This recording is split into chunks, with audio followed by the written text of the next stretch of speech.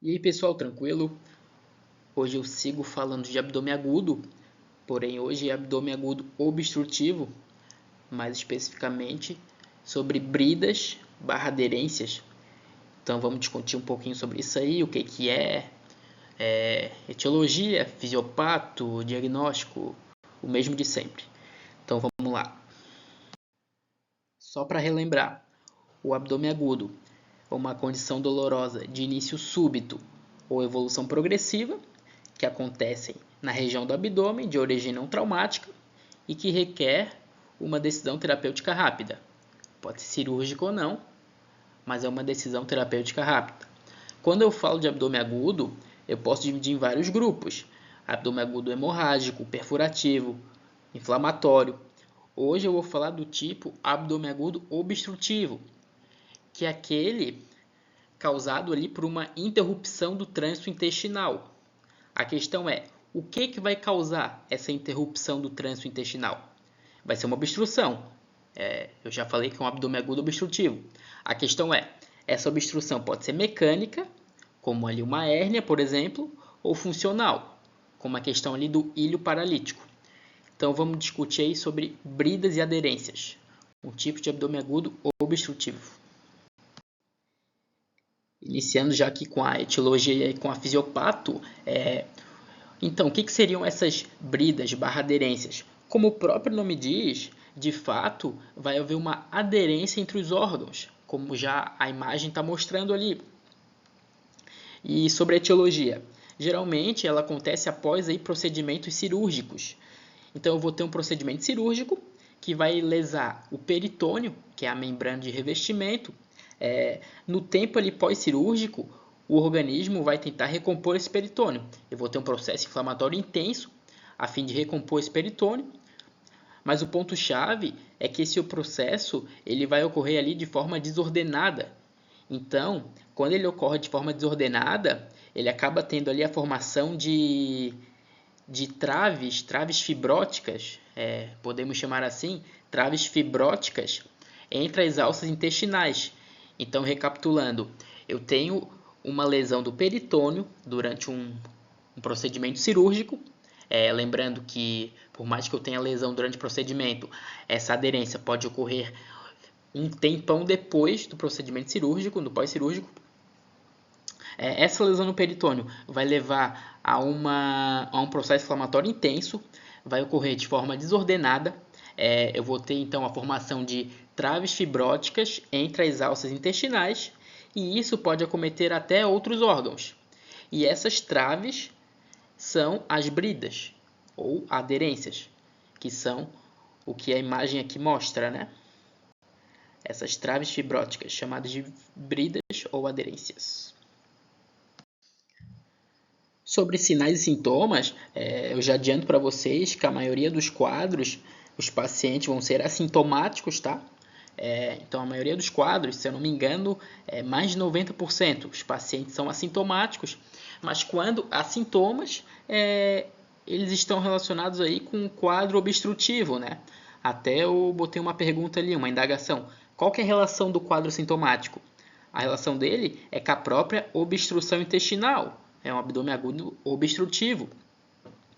Então, o paciente vai ter dor abdominal, distensão abdominal, parada na eliminação de fezes.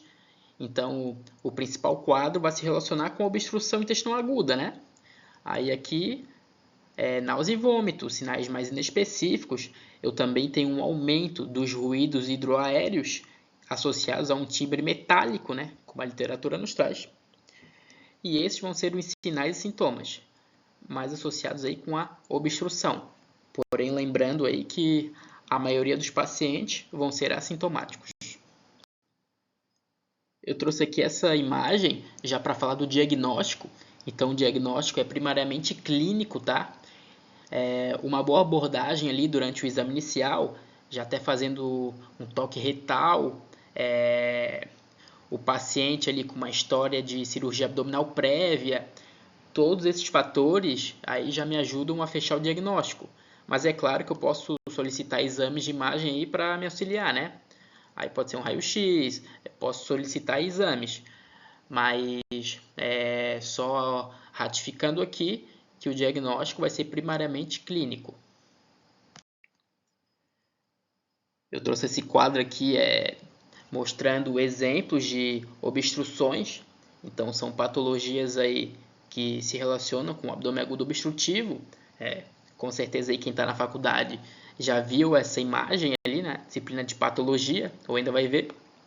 Então, aderências eu já expliquei, essas traves fibróticas aqui entre as alças. Aí temos o quadro do volvo, ou vólvulo, como está na imagem. O que vai ser isso? Esse vólvulo vai ser uma torção da alça intestinal sobre o seu próprio eixo. Então, essa torção ela vai impedir ali a passagem do conteúdo intestinal. E nessa torção eu já tenho também a própria torção do mesentério. Então, isso pode causar uma isquemia, uma compressão de vasos, né? Causando assim a isquemia. Claro, um tipo de abdômen agudo obstrutivo. E eu também tenho ali a intussuscepção. E essa vai ser uma condição na qual uma parte do intestino ela vai de fato entrar dentro de uma parte subjacente, que é o que a imagem está me mostrando. Então aqui eu tenho um tipo de invaginamento da alça intestinal. E aí, claro, esse invaginamento vai causar um bloqueio do trânsito e isso vai também levar a um comprometimento vascular. Para finalizar aqui com o tratamento, já adianto que apenas os pacientes sintomáticos vão ser tratados, logo a maioria não vai ser tratado, porque como eu falei, a maioria é assintomático, mas quando os pacientes são sintomáticos, vamos fazer aí então um tratamento conservador e a cirurgia só vai ser feita diante de algumas condições, que eu vou falar posteriormente. Mas o que seria esse tratamento conservador? Que é o primeiro tratamento aí a ser feito. Então, o primeiro passo vai ser o tratamento de suporte. O que é esse tratamento de suporte? Então, o paciente vai ficar internado e lá vão ser feitas aí algumas condições. Primeiro, dieta zero. Então, o paciente vai ficar em jejum até segunda ordem. 2. Passagem de sonda nasogástrica. Assim, o paciente vai... Essa sonda vai evitar a distensão abdominal, bem como a broncoaspiração, né? 3. Uma hidratação correta, então com ringer lactato, um controle hidroeletrolítico, um controle da dor, podendo aí usar dipirona, citalopram e, claro, o controle do vômito. Segundo passo, quando operar os pacientes, duas situações. A primeira, o paciente está no tratamento conservador, ele está com quadro de abdômen agudo obstrutivo, porém o tratamento conservador não foi suficiente, o paciente não teve melhora, então vamos submeter ele aí à cirurgia. E a segunda situação são pacientes que apresentam problemas de infertilidade em virtude do abdômen agudo obstrutivo. Então essa obstrução de fato está impedindo a fertilização. A paciente assim vai ser submetida ao procedimento cirúrgico. Para de fato finalizar aqui, eu trouxe como evitar a formação das bridas.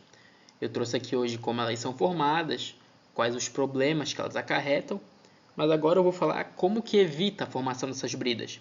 Eu trouxe aqui 3 condições aqui. Então, em relação à técnica cirúrgica, então ali tem uma manipulação delicada das alças intestinais, tem uma boa hemostasia, uma irrigação pós-procedimento adequada. Claro, evitar deixar corpos estranhos, com pedaços de fios dentro do abdômen. Isso é óbvio, né? Mas é uma condição que evita. Aí ali a cirurgia videolaparoscópica, né? E o controle de infecções, tanto pré quanto pós-operatórias. Pessoal, era isso. Foi uma apresentação mais rápida. Como sempre, agradeço a atenção de todos que viram o vídeo. E era isso. Valeu, abraço.